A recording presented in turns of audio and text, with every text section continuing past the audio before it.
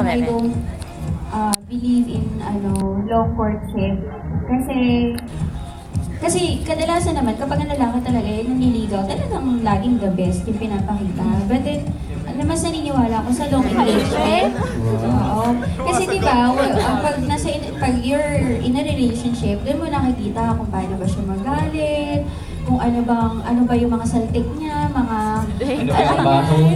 annoying behavior niya, mga behavior na nakakainis, doon mo siya nakikilala. Kaya, tapos hindi talaga rin formal na parang nagtanong siya sa akin na parang pwede mo kaligawan. Hindi gano'n. Parang we started as close friends, close friends kami, tapos parang nag-grow na. Paano na-break yung parang, di ba, close friends kayong dalawa? Paano na-break yung... Ako sasagot. Yung, ikaw na. Parang, paano naging kayong dalawa? Or what was your reaction din? Kasi that time nga, di ba sabi ko sa inyo, hindi siya nagtanong. Tapos parang lagi hinahatid, sinusundo, text, ganyan. Tapos, ito yung sa inyo, kung bakit din lagi kung mapapansin nyo na lagi kong sinasabi na maghintay. Kasi ganito nangyari. So, ganun na yung nangyari. Sinusundo, hinahatid, ganyan. Tapos, there was a time na parang hindi ko na makontain yung ganong sitwasyon. Nag-text ako sa kanya. That was Saturday. Sabi ko, bakit may tanong lang kita, bakit mo ka lagi sinusundo? Bakit mo ka lagi hinahatid? Ganyan. Sabi niya, usap na lang tayo sa Sunday. Sabi niya gano'n. Usap na lang sa... Hindi, syempre, you know me. Honor your Sabbath. Hindi masyado kasi ako hindi. Pag sinabi kong tanyan kita ngayon, gusto ko sagutin mo ngayon na eh. Parang hindi, kinalit siya hindi eh. Kasi natin mo, ganyan. Ano ba yun? Ano ba ibig sabihin nun? Tapos parang ang reply niya ulit sa akin, sabi niya, basta usap na lang tayo sa Sunday after ng service, ganyan. Tapos sabi ko, text ulit ako, hindi kasi talaga pwedeng ganun, ganyan. In-explain ko talaga. Tapos doon, dumamin na siya. Sabi niya, gusto nga kita, ganyan. Tapos parang usap kita this Sunday, usap tayo this Sunday. So that was the day na nanalaman ko. Pero prior to that pala, may plan na siya that Sunday, nakausapin talaga ako personally. Sinira ko yung momentum kasi hindi ako naghintay. Di ba sana mas sweet kung di ba? Ay, hindi kasi... Walang ka-trail yung Ginawa ng sarili ka.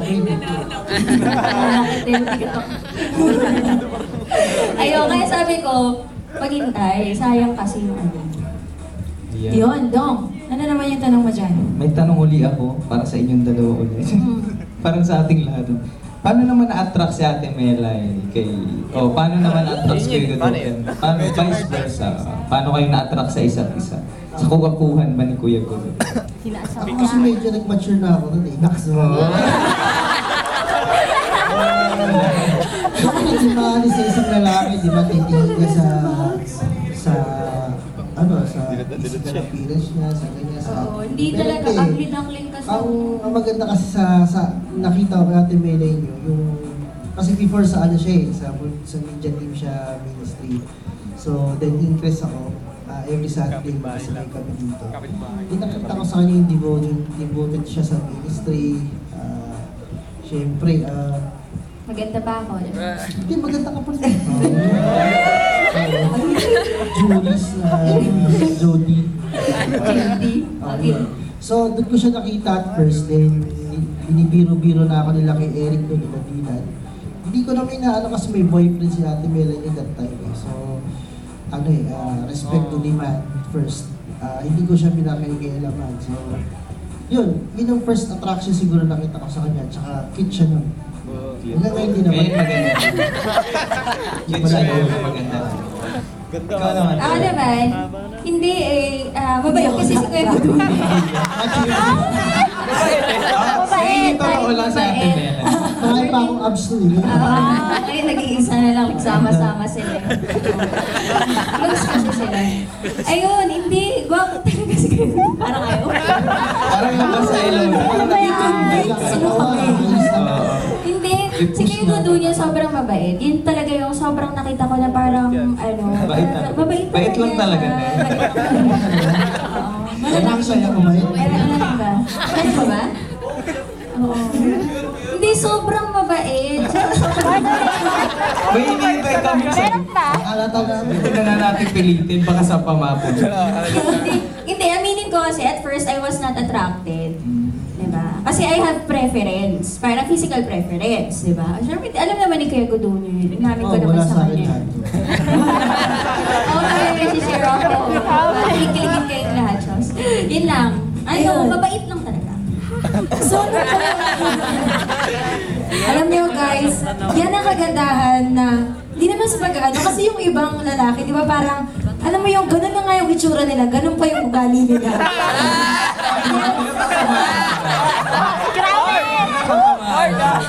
So, hindi naman. Totoo daw. Hindi, di ba? Parang, alam mo yung be kind. Kayo talaga. So, be kind to others. Joke lang. Endangered Pero nung- species na nga, hindi po Babanat ka ba dyan eh? Okay, yun na. Pero nung kayong dalawa na, nung nalaman na ng mga tao, syempre you were involved in a ministry, parehas kayong dalawa. What were their reaction? Parang, ano yung reaction nila that time? Nagulat ba? Or... Nagdiwang ba sila? Nagpahanda ba? Kasi wala na akong parents eh. Yung naging kami, oo. Sa church meet kasi, a year before na nila na-confirm na kami.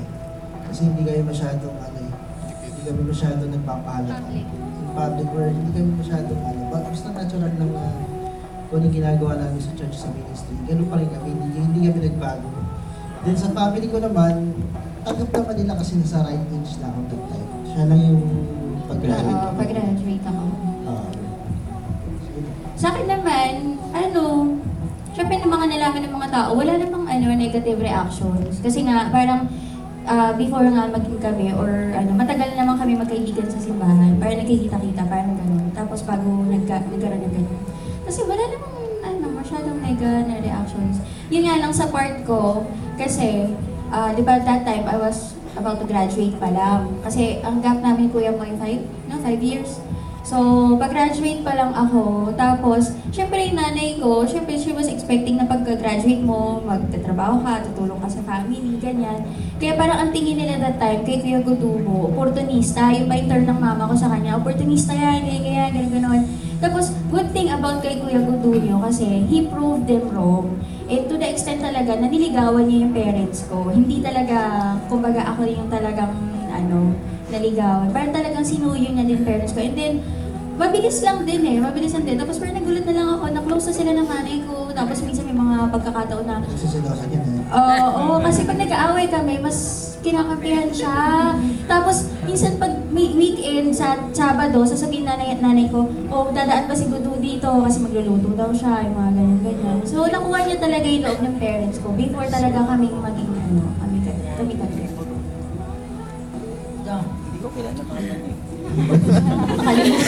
Na ako Nag-iisip ka na ba kung paano masusuyuin? Pag-usap tayo. Sila yung guest, hindi ako. No? Ay, okay. Nagiging Dahil kay jealous parents. Mamaya, pag-usapan natin yan. Ayan. Timela yung Kuya Gudo, do you have any regrets? Ako, I do. So, Sa past na meron kayo? Oo, ang dami kong regrets. Yun nga kasi syempre, hindi ka makapaghintay. Yan. Di ba, sana mas maganda yung love story namin kung siya yung unang umamin, hindi ako yung namilit, di ba?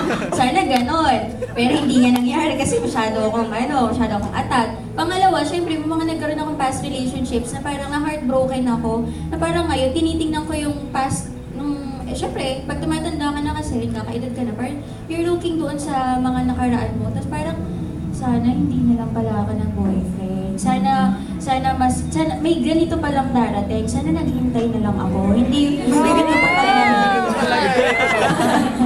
Hindi yung gano'n. Kasi syempre you're giving your heart, yung part ng heart mo dun sa tao. Parang ganito, sinaktan ka lang, ganyan, heartache ka pa, umiyak-iyak ka pa. Parang looking back on those days, parang sayang yung oras ko, sayang yung pagod ko, sayang pinuyat ko. Sayang yung load ko na binangtin, sayang yung iniyak-iyak ko, di ba?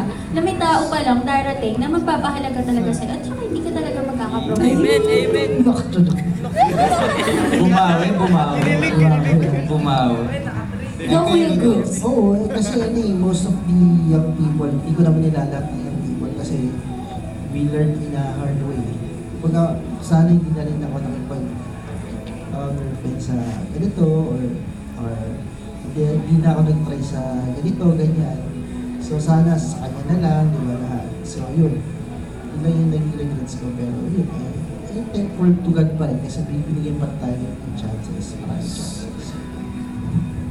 Yun, and how did you know that you are right for each other? Kumbaga, syempre hindi naman yun malalaman agad-agad, di ba? Parang marami nagtatanong, paano mo malalaman na siya na yung para sa'yo? Parang ganun. Pwede ako sumagot? Aray ko sakit. I say Mahaba to. Kasi pag tinatanong ako parati, paano mo nalaman na siya na talaga? Paano mo na-prove na talaga siya na i-will ng Lord sa'yo? Maraming story. Ganito yan. Kasi noong time, di ba sabi ni Kuya Godong, nakikita niya na ako, ganyan sa church, sa LCD ako sa media. Tapos, that time may boyfriend ako, di ba? Tapos nagkahiwalay kami kasi he was asking me of something, that something, and I cannot, leave it. Tapos parang nag-aaway, ganyan. So, hiwalay kami. Tapos sobrang heartbroken ako kasi talaga sobrang gusto ko yung lalaki niya. Pero kailangan ko kasi give up kasi nga, alam mo yun, may hinihiling siya na ang hirap gawin, na parang ganon. Tapos, out of sa heartbroken ko na, sobrang nag-pray ako talaga kay Lord. Parang doon ko talaga time na parang hindi kasi ako nagpipray ng love life. Parang hindi ako ganun Nag-pray talaga ako. Tapos parang sa prayer ko na yun, may sinulat akong notebook na nandun yung qualifications ko. Ito yung sinasabi na kapag when you pray, you should be specific. Kasi si Lord talaga, He deals with specificality. Hindi, joke lang. Pero kailangan maging specific ka. Sinulat ko dun sa notebook na yon. Sabi ko, yung next man na magiging boyfriend ko or sasagutin ko, syempre same faith, kailangan pareho kami Kristiyano. Pangalawa, 5 years older to me. Pangatlo, sabi ko, marami pa akong sinabi dun mabait, ganyan. Tapos sabi ko pa, he can sasabihin niya sa akin isang araw na he can wait until our wedding night. Yun. Yun talaga specific. Hindi ko nga nalagay na may abs pa ako. Ay, mga gano'n. Kaya kailangan maging specific kayo. Oo. Pero we don't pray specifically for the sa person Yung parang, Lord, ito na po yung picture niya. Hindi na gano'n. Hindi ka na. Tinutulungan ko si Lord. Mamahirapan ko si Lord. Tapos iniipit ko yung picture niya sa ilalim ng unan mo. Diba? Mga gano'n lang. Ayun. Tapos guys, nakalimutan ko na yun. Nakalimutan ko na yung prayer ko na yun. Alam mo na ito, diba? Nakalimutan ko na yung prayer ko na yun. And that was the time na dumating na siya. Tapos nakita ko na andun na nga, check. Andun na yung pareho kami Kristiyano, check. Andun na yung mabait, check. Tapos parang andun na yung, sabi ko ba? Yung parang 5 years. Sabi ko, specific 5 years talaga, check. Tapos dumating kami sa punto na parang, syempre sobrang kayo na, di ba? Tapos parang may intimacy na on your part, na parang sobrang kasi kayong close. Pero si Kuya Gudo niya, sinabi niya sa akin talaga na he can wait until our wedding day. Na talagang sobrang yung checklist ko that time sa prayer ko, as in check lahat. Tapos ito pa, di ba, nung bata ako, nung college ako, napunta kami ng Intramuros. Tapos may nakita akong kinakasal doon sa Intramuros. I prayed to God. Sabi ko, Lord, I wanted to be, parang dito ikasal. Sabi ko, I wanted this place. I wanted na dito ako ikasal. Alam niyo, nung nag-search na kami ni Kuya Gudunya ng venue, na-search na namin buong QC, wala talaga kami yung parang, ito na be, this is it, parang ganon. Wala kaming ganon na lugar, oo. Tapos nagpunta kami ng Intramuros. Wala lang, may nagsabi lang sa amin na friend, i-try ang Intramuros. So sabi ko, why not? Di pumunta kami. Tapos na-scout na namin yung buong Intramuros. Sabi ko sa kanya, Ben, dito na lang tayo, mas mura. Sabi ko gano'n, okay na ako dito. Tapos sinabi niya sa akin, ayaw mo ba sa Baluarte? Sabi ko, syempre, naglingning yung mata ko. Kasi yun talaga yung gusto ko. Tapos sabi ko, hindi nga. Sabi ko, gusto mo ba doon? Sabi niya, kasi doon ang mas gusto ko kumpara sa niya. Kasi ganito, ganyan. So, parang alam mo yung parang, ito na naman, na-confirm na naman ng Lord na talagang He really answers prayer talaga.